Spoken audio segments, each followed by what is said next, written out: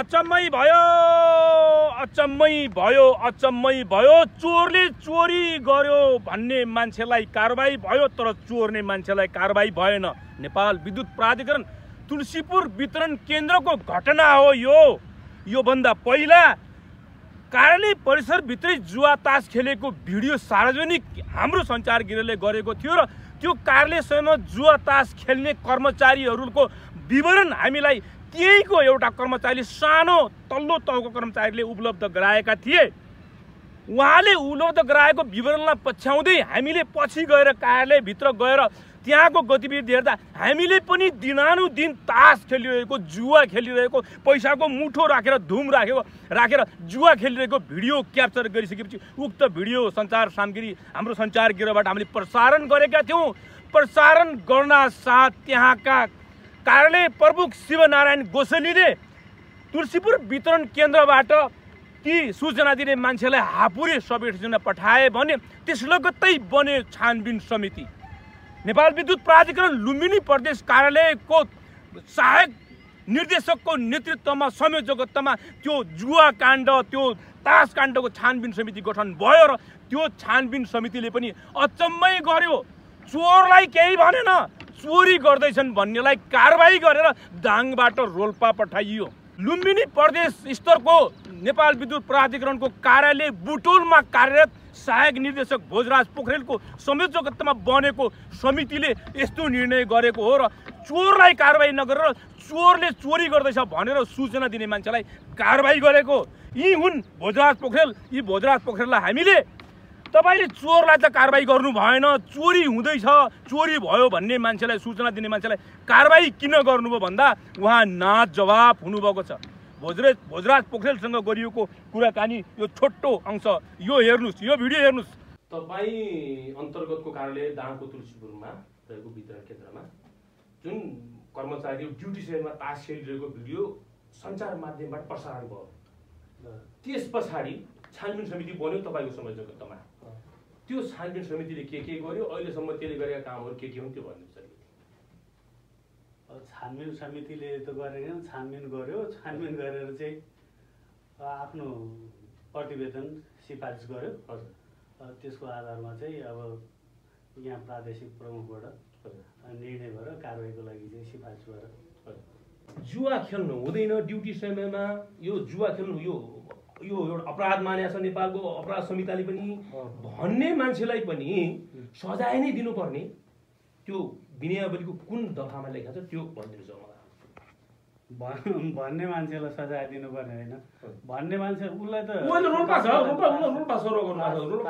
तास खेलाको खेलाउने वातावरणमा त्यो वातावरण बनाउने काममा चाहिँ उसको भूमिका रहेको बुझ्यो। यहाँ हामीले बयान लिँदाखेरि यानी कि तास खेलाउने नै उयो भन्नु खोज्नु हो तपाईले? हो। हजुरको प्राधिकरणको एउटा कर्मचारी, प्राविधिक कर्मचारी खगेन्द्र सापकोटा, खगेन्द्र साहब प्राविधिक तहको 5औं तहको कर्मचारी मलाई घुस दिन आउनु भएको थियो। मलाई घुस दिन आउनु भएको थियो। त्यो भिडियो पनि हामीले त्यहाँ हालेका छौँ।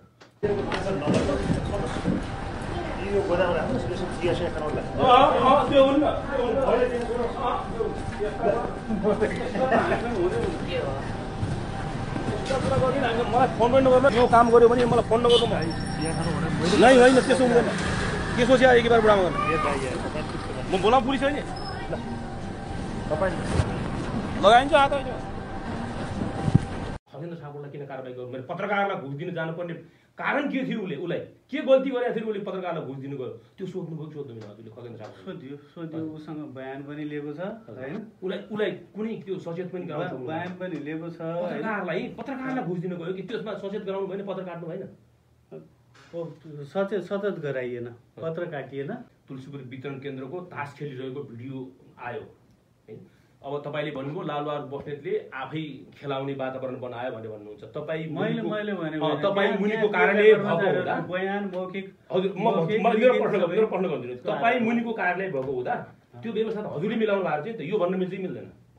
तपाईले भन्नु मिल्छ कि मिल्दैन? हजुरले मिलाउनु भयो तास खेल्ने वातावरण बनाउनु मिल्छ भन्नु मिल्छ कि मिल्दैन? यति भन्नु के आधारमा भन्नु त? यो हजुरको कार्यालय, हजुर मुनिको कार्यालय भएको हुँदा त्यो व्यवस्था त हजुरले मिलाउनु भएको रहेछ भन्न मैले पाउँछु कि पाउँदैन? यति भन्नु। भन्नलाई तपाईँले अब त्यो भन्न त जे भन्न नि पाउनुभयो, तर भन्नलाई एउटा आधार के आधार मान्ने त? हजुरमुनिको कार्यालय, हजुरमुनिका कर्मचारी हैन, जसलाई लालबहादुर जसले यो गर्न हुँदैन भन्ने मान्छेलाई तपाईँले त्यसैले व्यवस्था मिलाएर तास खेल्ने भनेर भन्नुभयो। भनेपछि मैले पनि त तपाईँ मुनि कर्मचारीलाई तास खेल्ने अथोरिटी दिनुभएको त भन्न पाएँ कि पाइनँ भन्नु खोजेँ कि। अब यसलाई कुरो ल्याउँदै जाँदाखेरि जति पनि हुन्छ होइन, तर लालबहादुरले आफ्नो च्यानलमा जस्तो कोसलीलाई भनिसकेपछि तपाईँलाई त्यही भिडियो पठाउन साटो त्यो भिडियो त्यहाँनिर नेपालगञ्जमा चाहिँ राजीव कुमार सिंह दुईटै मिलेर चपाइरहेको छ, जे आउँछ नि त्यहाँबाट वितरण केन्द्रबाट सबै दुईटै मिलेर चपाइ। नेपाल विद्युत प्राधिकरण तुलसीपुर वितरण केन्द्रमा तास खेल्ने जस्ता कामहरू भए त्यो कुरा तपाईँले नस्वीकारे पनि पब्लिकले स्वीकारिसक्यो, देखिसक्यो। तास खेले तपाईँका कर्मचारीलाई अथवा अब उपरान्त यस्ता घटना नहोस् भनेर पब्लिकलाई के भन्न चाहनुहुन्छ? पब्लिकलाई त तपाईँको विश्वास, तपाईँको कार्यालयप्रति विश्वास जित्नुलाई कर्मचारीहरूलाई नै भन्ने हो। कर्मचारीलाई चाहिँ आइन्दा त्यस्तो गतिविधि नगर्न भनेर त्यो बेलामा कार्यालय प्रमुख रहेनछन् होइन, त्यो तास खेलेको बेलामा जुन घटना मिडियामा बाहिर आयो होइन, त्यो बेलामा कार्यालय प्रमुख रहेनछन्। अब कार्यालय प्रमुखलाई पनि त्यस किसिमका गतिविधि हुन नदिन भनेर अफिसियल पत्राचारै गरेको छ है। केही भन्नुहोस् यो विषयमा, केही अरू आफ्ना तर्कहरू राख्नु छैन। यस्ता तास खेल्ने भने अब सानातिना गतिविधिहरू भए होइन, यी कुराहरू बाहिर आइसकेपछि अफिसले सरकारी कार्यालयभित्र ड्युटी समयमा तास खेल्ने पनि सानातिना गतिविधि हुन्छ, सानातिना कार्य हुन्छन्। नेपालको मुलुकी अपराध संहिता त्यसलाई अपराध स्वीकारेको छ, कसरी सानो गर्नु तपाईँ? ठ्याक्कै अब तपाईँहरूले नेपालको मुलुकी अपराध संहिता 2074ले त्यसलाई अपराध ठानेछ, 1 वर्षसम्म कैद बनेको छ। 1 वर्षसम्म कैद गर्ने काममा तपाईँ सानोतिनो भन्नुहुन्छ फेरि भनेको छ होइन। अब तपाईँहरूले दाबी गरे जस्तो जुवाकै रूपमा त्यहाँ खेलेको त्यो पैसाको धुमलाई के भन्छ? त्यहाँ अगाडि पैसाको धुम पनि मैले तपाईँलाई पठाएको छु नि त। हो भागे शिवनारायण गोसली भागिसके।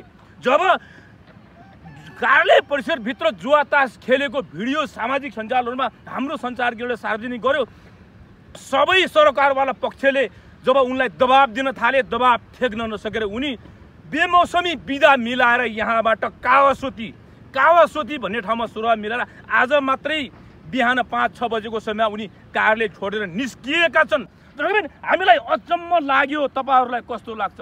नेपाल विद्युत प्राधिकरण तुलसीपुर वितरण केन्द्रभित्रको घटना लम्बिएर बुटोलसम्म पुग्यो र बुटोलसम्मको यथाचित्रणहरू हामीले भिडियोमा कैद गरेर हाम्रा क्यामेराहरूमा कैद गरेर हामीले तपाईँहरूको माझमा राखेका छौँ। न्यायाधीश हुनुहुन्छ पब्लिकहरू, यो जनता यो देशको नागरिक न्यायाधीश हो। अब तपाईँहरूले न्याय दिनुहोस् लालबहादुर बस्नेतलाई। जुवा तास खेल्नु हुँदैन भन्ने लालबहादुर बस्नेतलाई दाङबाट रोल्पा किन खेदियो र जसले जुवा तास खेले कार्यालय सीमामा सरकारको काम गरेनन्, नागरिकको काम गरेनन्, तिनलाई त्यही कार्यालयमा राखिरहनुको पछाडिको रहस्य के हो यो हामी खोज्दैछौँ भने तपाईँहरूले पनि यस विषयमा चासो दिएर खोज्नुहुनेछ भन्ने अपेक्षा गर्दै खास कारण भनेको यो के जब यहाँ तास खेल्ने काम भयो अनि रक्सी खाने काम भयो अनि लफरा हुने साँझमा यो काम हटाउँ भनेर मैले भन्दाखेरि कार्यालय मैले माथि जाइ लागि मलाई सकेसम्म उहाँहरूले दुःख दिने प्रयास गर्नुभयो। अनि मैले कहीँबाट 1 रुपियाँ खाने कसैसँग गलत काम गरेको भए उहाँले मेरो जागिरी पनि खानुहुन्थ्यो। अनि तर मलाई कुनै आरोप लगाउने ठाउँ नपाएर अहिले प्रदेशले गर्ने सरुवामा मेरा उहाँहरू लगायत लुम्बिनी प्रदेश, यो नेपाल प्रदेश र यहाँ तुलसीपुरको कार्यालय प्रमुख लगायत यहाँका स्थानीय नेताहरू सहितले लागेर मलाई सरुवा गर्न सफल हुनुभयो उहाँहरू। अहिले त्यहाँको स्थानीय जनताले बुझ्नुपर्ने पनि जरुरी के छ भने जब तासको भिडियो नआउँदासम्म अनि यो काण्ड नमचिँदासम्म तपाईँको भनेपछि घन्टौँसँग 2 दिन 3 दिनसम्म यहाँको जनताको काम हुँदैन थियो। अहिले काम फटाफट भइरहेछ, जनताहरूले पनि त्यसरी बुझ्नु जरुरी छ। तास खेलेको भिडियो नै बाहिर दिएको कारणले तपाईँलाई सरुवा गरियो भन्ने छ कि होइन? बाहिर जनमानसमा त्यस्तो हल्ला छ कि त्यो सत्य हो कि होइन? के भने तपाईँलाई सरुवा गरेर पठाउनु बेला तास खेलेको भिडियो किनिदिएस् भनेर भनेको, अथवा छानबिन समिति जो गठन भएको थियो छानबिन समितिका संयोजक भोजराज पोखरेल तुलसीपुरमा आउनु भएको थियो, उहाँले तपाईँलाई के प्रश्न गर्नुभयो त्यो प्रश्न भनिदिनुहोस्। उहाँले अनि पछि के भन्नुभयो भने त्यो पत्रकार भनेको त बाहिरको मान्छे हो, त्यसलाई किन दिए, हामीलाई दिनु पर्ने थियो भनेर उहाँले भन्नुभयो होइन। अनि अब उनीहरूलाई भन्यो भने त कसले सुनिदिन्छ? कार्यालय प्रमुखले त सुन्दैन भने बाहिर गयो भनेपछि उनीहरूले नचिने मान्छेले सुन्छ हाम्रो कुरो होइन। 14 वर्षको म 67 साल माघ 23 गते यो तुलसीपुर विद्युत कार्यालयमा हाजिर भएको म अनि कुनै कसैसँग मैले 1 रुपैयाँ खा पनि छैन। अनि त्यहाँ गाउँमा जाँदाखेरि टिट लाग्छ, दया लाग्छ, मान्छे कति गरिब छ। अनि हामीलाई त सरकारले तलब दिएकै छ नि। अनि मरिहत्ते पैसाको लागि मात्रै मरिहत्ते गर्ने भने ठिक कुरो होइन। मिटरहरूमा पनि सम्बन्धित ग्राहकको मिटरले एउटा बोल्छ रिडिङ होइन, अथवा कम देखाइरहेको छ, तर विद्युत कार्यालयबाट धेरै युनिट चढेको बिल पठाइन्छ भन्ने छ। त्यो त अब तपाईँको हेर्नुहोस् न, अनि पछि कसले हेरिदिने, अनि पछि यहाँ कति भएको छ असार साउन र भदौमा यहाँ डेलिगेसन कति आयो, यहाँहरू पुरस्कार जित्नको कारणै त्यही हो। अनि पछि तपाईँकै विद्युत कार्यालयका एकजना कर्मचारी, प्राविधिक धारका कर्मचारी राप्तीपहिचान.com को प्रकाशकलाई घुस दिन आउनु भएको थियो कि त्यो घुस मलाई दिनुभन्दा पहिला कतै तपाईँलाई दिन आयो कि आएन? हो, त्यो घुस भनेको कारण के हो भने उहाँहरूले बाहिरबाट पैसा ल्याउने काम गर्नु भएको रहेछ। अनि त्यो यहाँ अनि पछि पोल नखुलोस् भनेर अनि तासको बहाना बनाएर अनि पछि त्यो घुस पैसा रकम त्यसरी दिन आउनु भएको हो। भन्नाले बाहिरबाट जुनसुकै ठाउँमा गएर पनि म साँच्ची के अरे भगवान्लाई साँच्ची राखेर बोल्न सक्छु मैले। मैले सुने अनुसार त्यहाँ चाहिँ विगत 3-4 वर्ष अघि रिटायर भएको कर्मचारी पनि हजुर अहिले पनि त्यही कम्प्युटरमा काम गरिरहेका छन् रे, सरकारी काम गर्छन्, उनी नागरिक सर भइसके हो, तर उनी कम्प्युटरमा काम गर्छन् भन्ने सुने। त्यो सत्य हो कि झुटो हो? उहाँको त घर कैलालीमा हो, 76 सालमा रिटायर भएको कर्मचारी। अनि उहाँले बिल बनाउनमा एकदम निपुण हुनुहुन्छ, फर्जी बिलहरू। अनि हो त्यो बिलहरू अनि बनाउनलाई सिपालु हुनुहुन्छ, लेखामा अहिले पनि काम लगाइया छ। अहिले पनि काम गर्नुहुन्छ उहाँले? अहिले पनि काम लगाइया। के नाम हो उहाँको? अनि के नाम हो उहाँको?